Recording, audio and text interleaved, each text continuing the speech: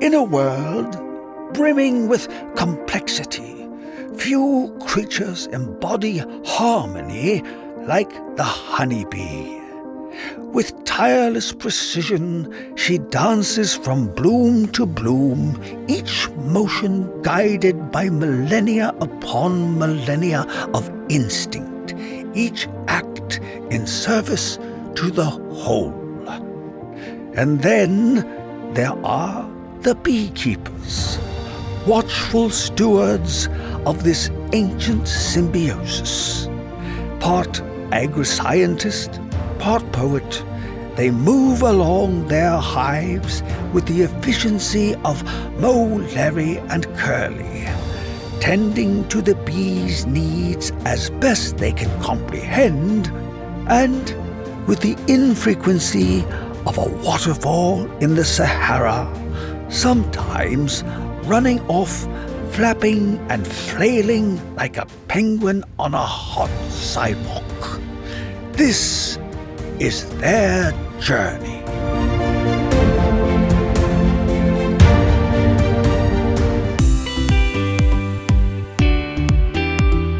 Welcome to Bee Love Beekeeping, presented by our great friends over at Man Lake.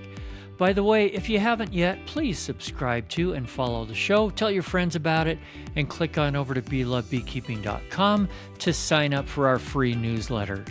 Today's guest is a beekeeper in Connecticut, and we'll be discussing everything from swarms to self-service honey stands, wild and crazy beekeeping stories. It's going to be a whole bunch of fun. But first, I loved this recent article from Environment America titled 10 Ways Bees Are Smarter Than You Think. So, can you think of all 10? Tell you what, here we go. Number 1. Bees can solve puzzles that require impressive problem solving. In one study, researchers created a box with sugar inside that could be opened by rotating a lid, but the bees had to rotate a blue lid for it to work, not the nearby red one. After trial and error, the bees learned that only the blue lid unlocked the box. Number 2, bees are math whizzes. Bees can count and discriminate up to 4 objects at a time, understanding that each one is separate. They can even look at 2 groups of objects, compare the 2, and identify which group has fewer in it. Even more impressive, researchers think that bees might even understand the concept of zero, an idea that puzzled even mathematicians for many years. Okay, I better give a little bit shorter explanations or we're not going to get through the list. Let's keep going. Number 3, some bees use tools. Number 4, bees are their own GPS. When bees travel miles to faraway fields and gardens, they use the position of the sun and earth to return home with impressive accuracy. Number 5, bees have dreams and daydreams. Number 6, bees can teach each other. Think of the waggle dance. Also, in one experiment, when one bee figured out how to solve a puzzle, other bees observed the behavior and followed suit. Number 7, bees have their own language. Again, think of the waggle dance as a great example. Number 8, bees can recognize human faces. Number 9, bees might even be able to play soccer. Scientists have trained bees to manipulate a small ball into a goal-like structure for a reward of sugar. And lastly, number 10, bees experience complex emotions. Bees' tiny brains release dopamine and serotonin when they eat sugar, signaling happiness.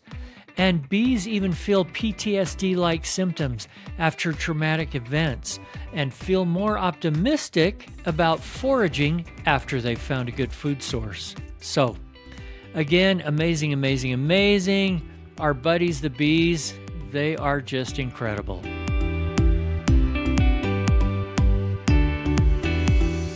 All right, I am so happy to welcome our very special guest today, Lauren Doninger. How are you, Laura? Good. Nice to meet you. Thanks for having me on.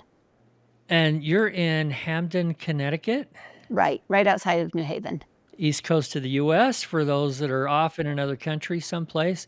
And I appreciate you jumping on here because you were just explaining that you've been in the bee yard all day and you've been working out. And Yeah. so you're not dressed up like glamour queen. You're like a real live beekeeper, and that's the best Yep. part. So love that. So I want to I want to talk swarms first Sure. because you're pretty good at catching swarms. I mean, I know that you saw I posted in a Facebook group, I do every year. This is what a swarm looks like. If you see a swarm, call me, I'll come get it. You can name the queen, I'll bring you the first pound of honey, don't spray it, that sort of thing, which I think is, most hobbyists do that in their like local community group. So I posted that, and a reporter, I don't know, picked up on it and thought it was a good human interest story. So I catch a few swarms a year. I have some swarm box up, but I don't have any special skill. No, that's okay. We're just regular old beekeepers here Yeah. around here. How many swarm boxes do you have up, and what do they look like? I have 4, and they're like the 40-liter, they're wood. A couple of years ago, I got this strap, and it goes around the tree, and then there's a hook on it, so you can hang it on, and that has been a very helpful little innovation and tool. And, I don't put them up that high. I bring a 6-foot ladder with me, and, maybe ideally they'd be a little bit higher, but it has to be fun. I have to be able to get it. And then they're places where either friends who are interested or people who've called me. Like I have one this year, it's a condo complex, and they've called 2 years in a row with a swarm. So I was like, I'm bringing a box for you this year. And maybe wherever, those bees are coming from, maybe we'll catch them. So out of your boxes, just give me some kind of a ratio. Like how many swarms do you catch each year? Well, I mean, I go out, and in my boxes, I definitely catch probably 4. Like most of the boxes catch at least 1 swarm, So like typically. 1 swarm per box per summer. Okay. Typically, yeah. Yeah. And then in terms of going on swarm calls, I have to say no sometimes because I'm a backyard beekeeper, and I can end up with just like more bees than I can manage. But I love to go do it, and I maybe go and maybe get 5 or 6 swarms that are just a call. So on your average, how many colonies are you keeping at any one time? Right now, I think I have 15, which is a little bit more than I would like to, but I do vertical splits.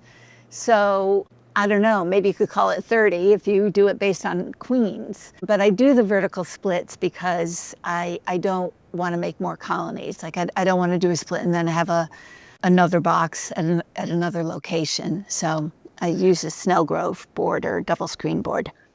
As long as you brought that up, why don't we talk about what a vertical split is and exactly how you do it? Just kind of walk us through the steps. Yep. So usually in the early spring, I overwinter usually in 2 deeps. And then in early spring, depending on how the colonies look, I'll get them down to 1. I'll put them all down to 1.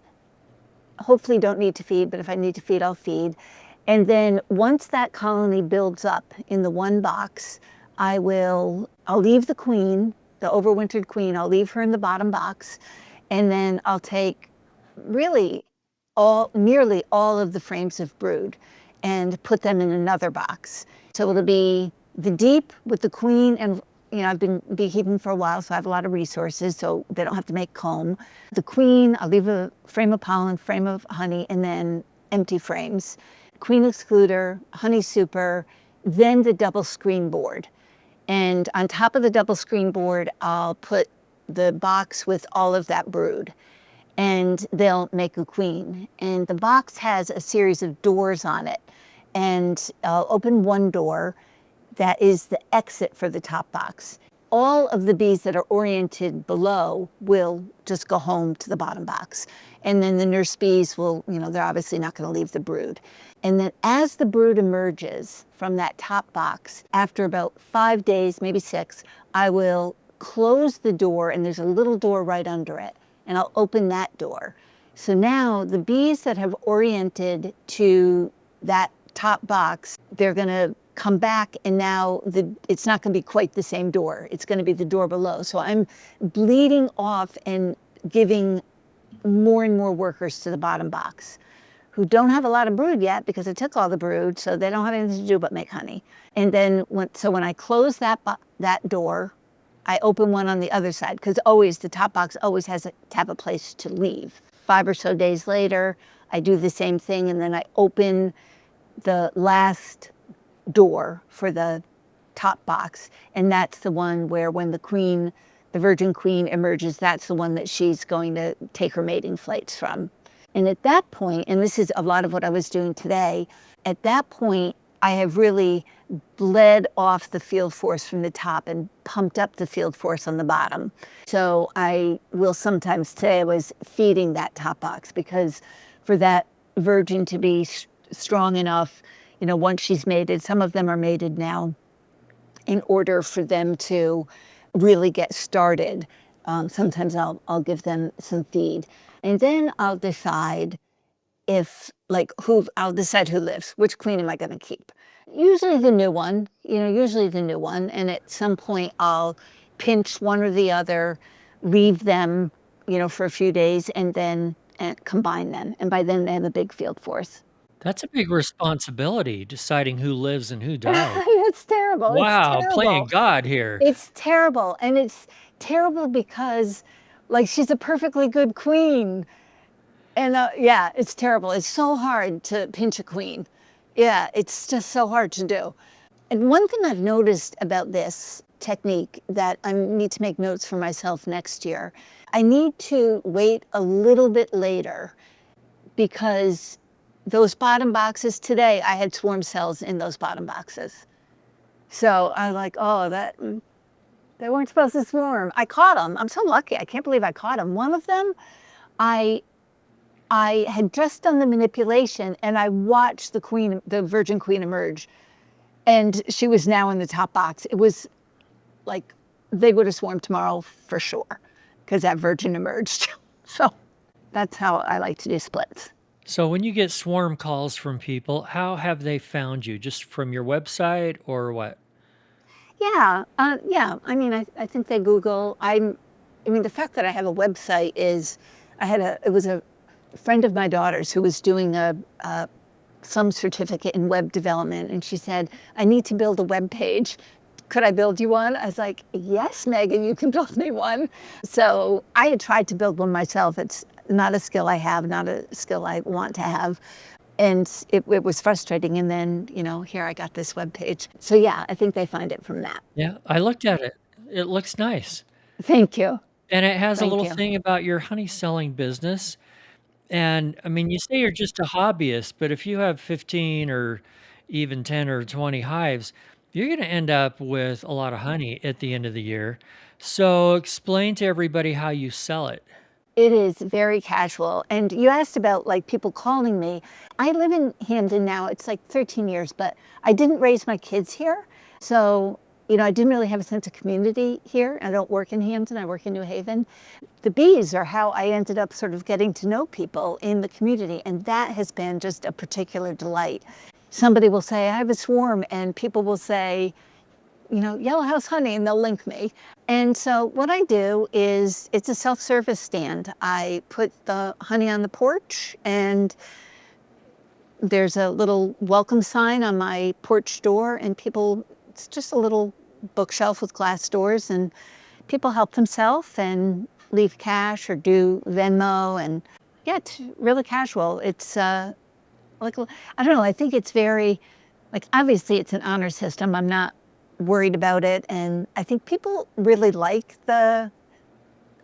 just the open trust element. I have a little sign that says, if you need change and I'm not home, short me. Don't short yourself. Absolutely short me. Or take, I make some other little products, take something else instead. or, catch me next time. It's very local and very friendly, which I really like. Yeah, that is awesome. But I want to make sure I'm clear. This is on your front porch. You have like a closed in area with a door. It's a side porch. So my house is a little, just like my logo, that's my house. It's a little yellow Cape Cod style house. And I have a garage that has a little porch with a door on it. And then when you come in the porch, the garage is on the right, but it's all closed. And the house is on the left, and straight out is slider to the bee yard. So it's just a little, it's a closed-in porch, and people just come in and help themselves. That's great. And you sell all the honey you want to sell that way. I do. I sell out. Every year I sell out. No farmers markets or any of that kind of stuff. I did. I did start at farmers markets. It is rough to go to a farmers market because honey is heavy. Honey is really heavy. And if you're not at a farmers market where you can park right there, like I've been to some where you're supposed to unload and then drive away. So I haven't needed to. I admit a pet peeve of mine is that it seems all beehives are white. Yeah, boring old white. And just when I get a pet peeve, Man Lake comes to the rescue with their new color collection. The vibrant new line of colorful beekeeping hive kits designed to turn your backyard into a buzzing work of art. Each kit comes completely assembled, ready to add to your bee yard, but with a big splash of personality. We're talking dandelion yellow, garden green, coneflower blue, and even bold wild rose pink. Because who says a beehive has to be plain old boring white? Imagine stepping into your bee yard and seeing a rainbow of thriving hives, each one buzzing with life, producing golden homegrown honey. And right now, Man Lake is offering podcast listeners 10% off color collection hive kits. Visit manlakeltd.com and use the code SHOWMETHECOLOR at checkout. That's manlakeltd.com, discount code SHOWMETHECOLOR. I like the conversation and so forth at the farmer's market, but it's a lot of work, and I've sold out. So usually I sell out, so I don't need to. Yeah. A lot of work and a little bit of money. And like they say, a pound of honey weighs 2 pounds. Yeah. Yeah. I wanted to just finish up one thing on the swarms, and that is, so when you get a call and you go to their house, now you were telling me you don't do cutouts. No. Tell me why. I don't have the carpentry skill. Yeah, I don't have the skill to do the cutting, and I definitely don't have the skill to do the repair. And there are a couple of beekeepers locally. There's a woman, Erin Stevens. She's fabulous. If I get a call and I see that it needs a cutout, I'll call Erin. There's also, he's a big beekeeper. His name is Ryan Griffith. He's at Necker Farms. He might even be commercial. He does so many cutouts. So there are people who are very good at that. I have heard of that place, and I'm trying to remember if he was on the show. Ryan Griffith, he's great. And with those cutouts, I know some beekeepers that they'll either do the cutout, but then they have a handyman that they work with that comes back and fixes everything. Or the handyman will actually do the cutout with them, and then they'll do the removal. Handyman will come back and fix it. In some states, you are not even allowed to fix it unless you're some kind of a licensed contractor. Oh, So that kind of makes sense. just letting everybody know, make sure you know what you're doing as far as those local laws and that kind of stuff, because somebody may think, oh, he's just going to make this little cut to get the bees out, but the beehive might be this big. And the next thing you know, a 3 by 6 foot part of your wall is gone, and that's going to freak out some people. So I got a call last week from it's a community theater in Waterbury, and they thought that they had a swarm. They didn't. They sent me videos, and I think a swarm probably landed there, and there were some left behinds. But they had once before had a swarm that had gone, it was between the walls, and their handyman cut it out, and a beekeeper removed it. And so I would do that. This fellow, they were so pleasant, the people at the theater. And if they end up with bees moving in, if there's somebody who's going to cut, then I would be happy to. And also depending on where it is. I'll climb a ladder, but not, so high that I can't be breaking a hip. I'm going to be 65. I can't be breaking a hip.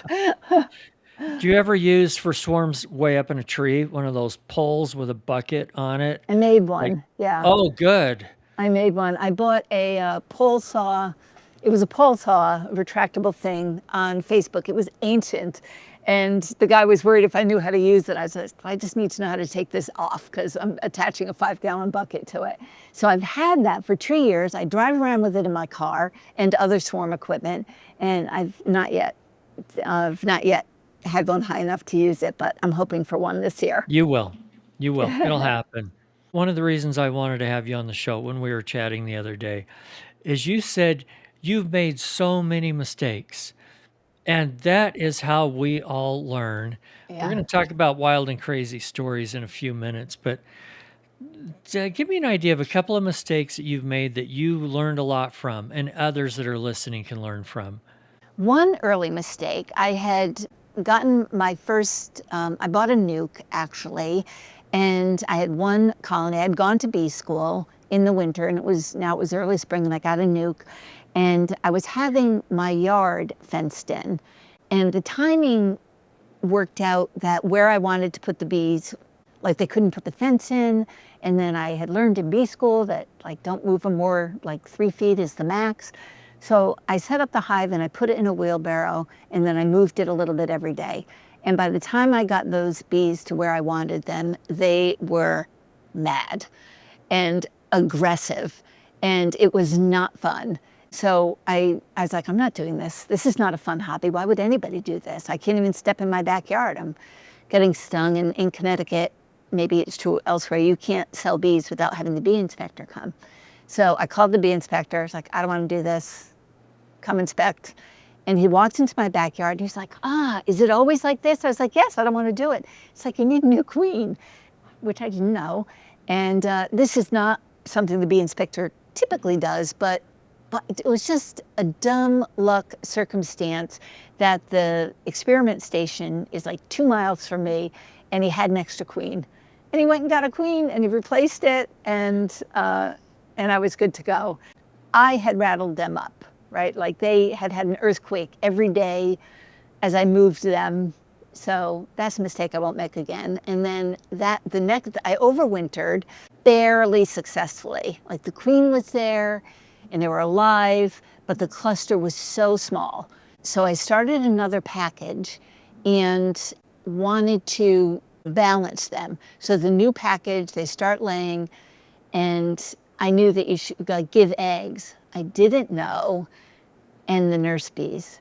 So I thought, like, if you put bees in a hive with a queen that isn't their queen, then it'll be war.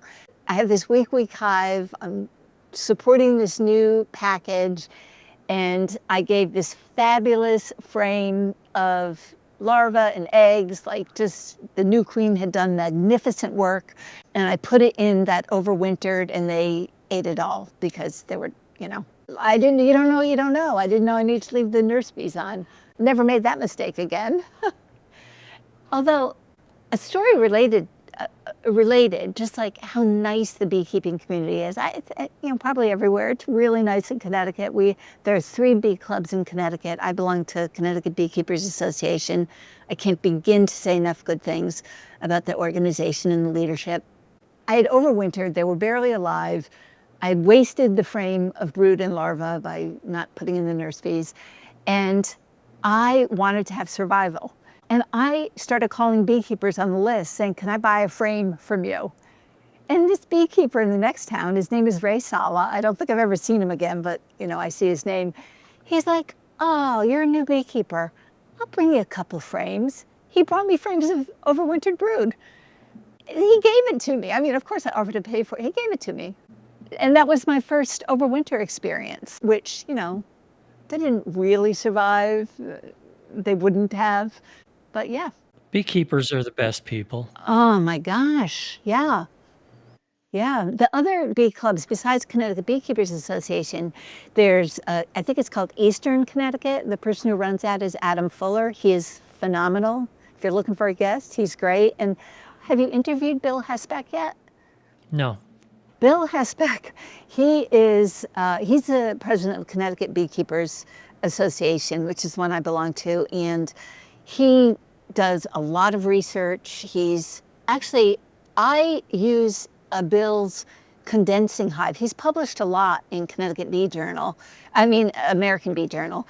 It's called Bee Talks. It's at the second or third Thursday of the month. It used to be in person before COVID. It was so much better in person, but it's been online since. But which is more accessible for a lot of people. And then there's also Backyard Beekeepers. I'm not as familiar with them.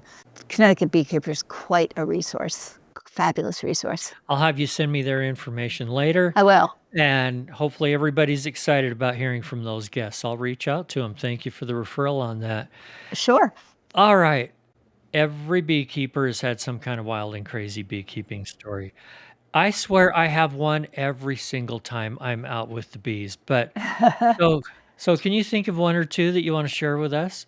The first year that I got honey, which was probably my third year, I was aware of, how careful you have to be about robbing. And I took the frames out one by one, used smoke, used a brush, got all the bees, ran to the side porch, stacked them all up,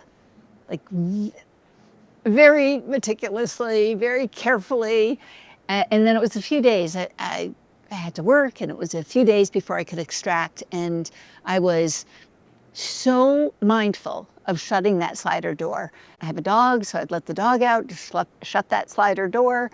And it was probably, I don't know, maybe it was going to be it was 4 or 5 days that I am religiously shutting this slider door. So these frames of honey are actually in part of the house? They're on the side porch where the honey stand is. That's, the okay. porch. There's a separate door that goes into the house. And about how many frames? Easily 20, maybe, probably more. Maybe it was my fourth year. I had them in boxes, and there were many boxes. All right. This all sounds so safe. Yeah. No problem. I don't know where the crazy part's going to come in. I went to a little family event, came home. It was dark. I stepped onto the porch with my dog, and it was like I was in another universe. I didn't know what was happening. It was like a roar of an engine. There was crunching under my feet. I'm reaching, trying to open the house door. When I opened the house door, I'd left the slider open, and it was mayhem. I mean, it was terrible that the honey was gone, but the number of dead bees, I mean, it was just, it was massive death. It was terrible. They were, it took so long to clean up. They got in the house because when I came home, I opened the house door, and they were all on the door because there was a light further in the house. So they're, on the door, and I opened it into the house. It took a long time to clean up. And then for days, the bees were just dive bombing the slider. Just dive bombing. We know that honey's in there. Oh gosh, that is a mistake I don't think I'll make again. Yeah. I have one kind of similar. This is not a one-up you in any way, shape, or form. The first time that I harvested honey with a little 3-frame crank extractor, right? And everything went smoothly. And when I was done, I knew, put the extractor outside, let the bees come clean it out. Oh, what a wonderful idea. I'm going to do that. And we have a large front porch, and it was, the end of a long day after extracting and stuff. So I carry this out with the lid off, and I take it out the front door and just set it right there on the front porch. And tomorrow, I'll come move it someplace, but didn't think anything of it. Well, tomorrow, yes, nobody could get near the front of our house at all. It was hilarious. Yeah. And I'm thinking, I've always wanted to keep the neighbors away. Now I figured out how. Anyway, so yes, in the middle of the night, the next night, I then took it out to the middle of the front lawn where it was just fine.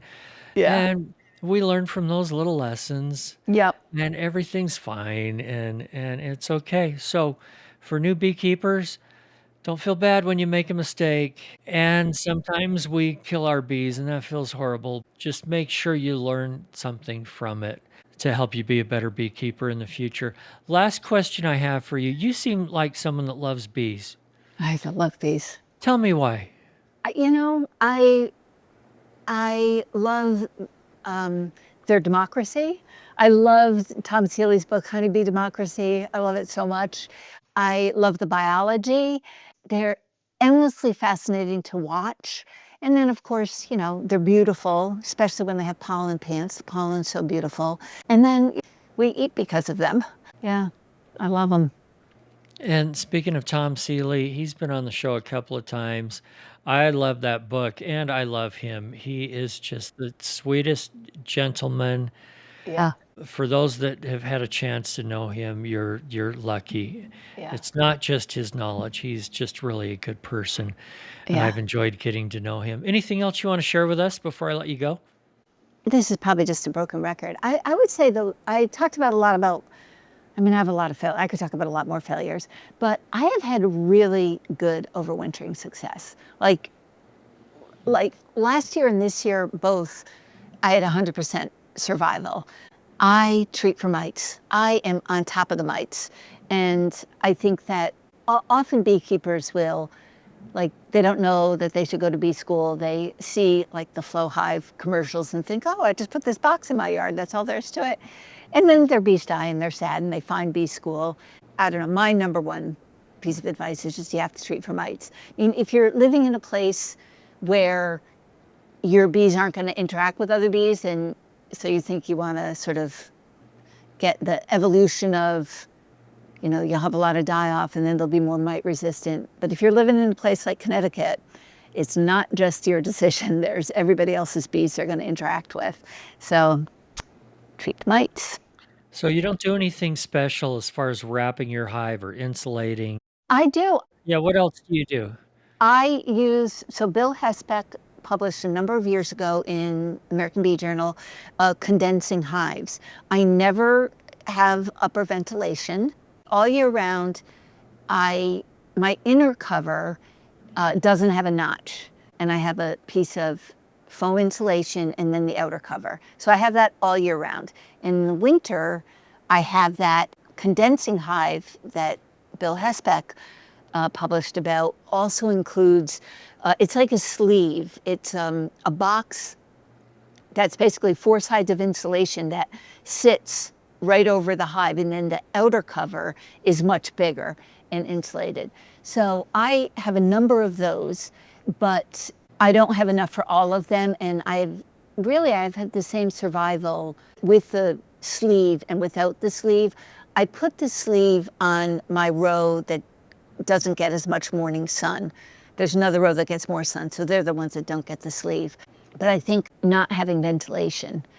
Bees in a bee tree don't make an upper entrance, right? You know, if you ask 5 beekeepers, you get 6 different opinions, but no ventilation on the top ever for me. That is such a crazy thing. I've talked to so many experts on both sides of the equation on Yeah. that one. So Yeah. my recommendation is for people, try it one way, try it another way, see what works for you, because what works for you may not work for me. And I know I totally get it, but making sure you don't have a bad mite load going into fall, that is a universal principle. Yep. Now, what you use to take care of that, we're not going to tell you what to do. There's a lot of different things. And I'm just going to add to that, don't wait till Halloween to say, "Oh, I'm Too I'm gonna late. I'm going to test for mites and I'll throw a treatment in there if it needs it." What did you just say? Too late. Too late. When do you need to be on top of them? I mean, all year. You need to be on top of them all year. But August, that's when you're really starting to think about the winter bees. But all year. Yeah. Yeah. I'm sure Bill would like to talk to you about the condensing hive. Should look at his article. Yeah. I'll talk to Bill. Lauren, you've been awesome. Thank you for joining me today. And please keep in touch. Thank you so much. It was really a pleasure talking with you. Thanks again for joining us on Bee Love Beekeeping, presented by Man Lake. Another big thank you goes to Vita Bee Health for their support. Vita's Varroa control range of products includes Apistan, Epiguard, and now Varoxan extended release oxalic acid strips. Hey, thanks a lot, guys. And if you haven't yet, please subscribe to and follow the show, tell your friends about it, and click on over to belovebeekeeping.com to sign up for our free newsletter. If you have a guest suggestion or topic you'd like discussed on the show, shoot me an email, eric@belovebeekeeping.com. And remember, if you're not just in it for the honey or the money, you're in it for the love. See you next week.